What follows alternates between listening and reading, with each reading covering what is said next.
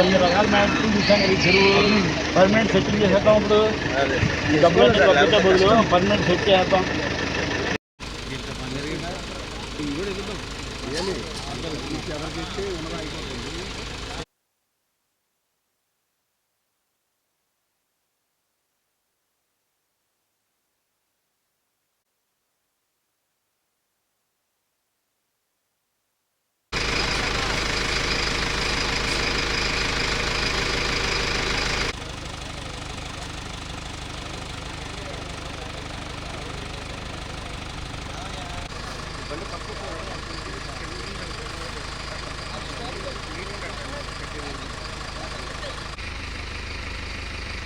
అవి రెండు 30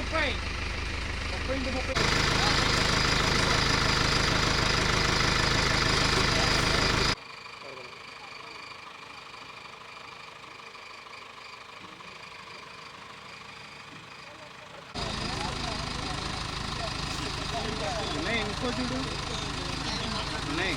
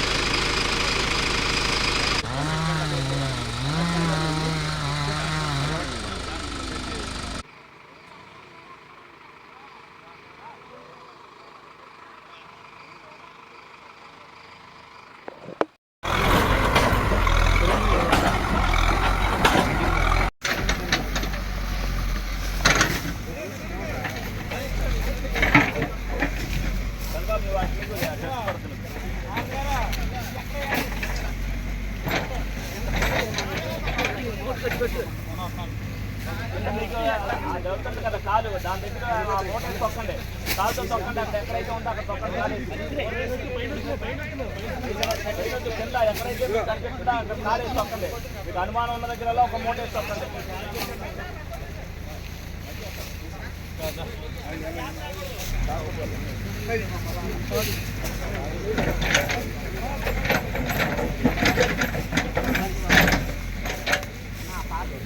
ఏలూరు కార్పొరేషన్కి సంబంధించి ఏదైతే సమ్మర్ స్టోరేజ్ ట్యాంక్ ఉందో దెందులూరు నియోజకవర్గానికి బోర్డర్లో, మరి అది తెల్లారుజామున ఏదైతే మెన్నంతా కూడా చెరువు చుట్టూతా తిరుగుతారో దాంట్లో నుంచి ఊట బయటకు వస్తుందని చెప్పారు.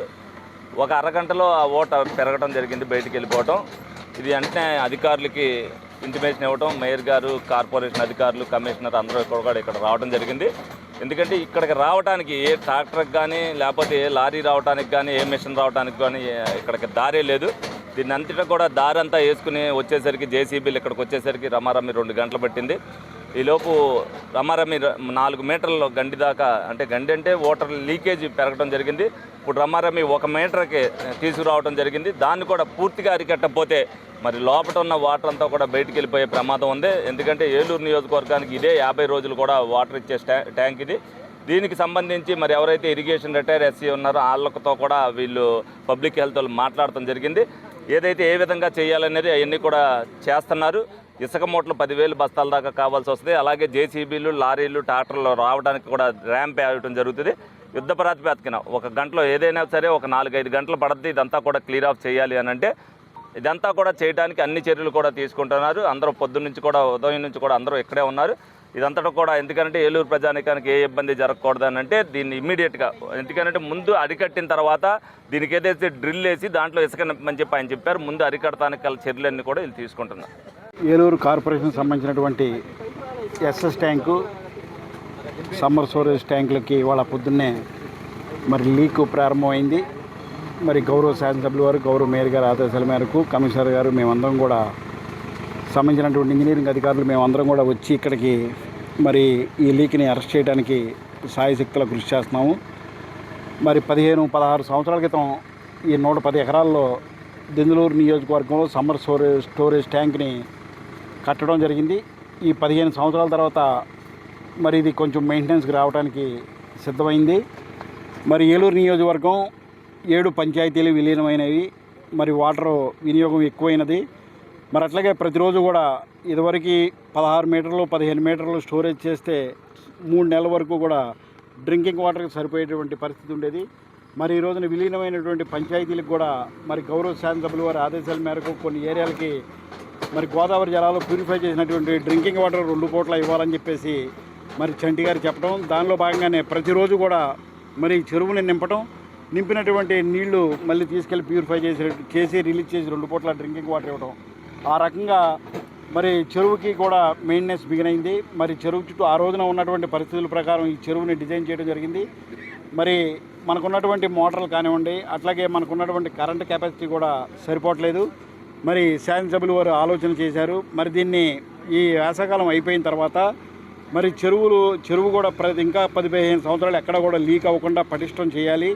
అట్లాగే కావాల్సిన మోటార్లు ముందలే సఫిషియెంట్గా పెట్టుకొని ఉంచుకోవాలి.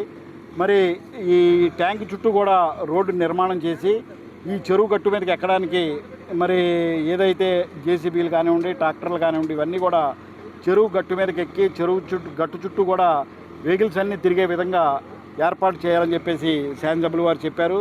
మరి ఈ రోజున ట్రాక్టర్ పైకి రావడానికి లేదు, అట్లాగే జేసీబీలు రావడానికి కూడా చాలా కష్టపడాల్సి వచ్చింది. 3-4 గంటల టైం వేస్ట్లో కొంత వాటర్ పోయిన మాట మటుకు వాస్తవమే.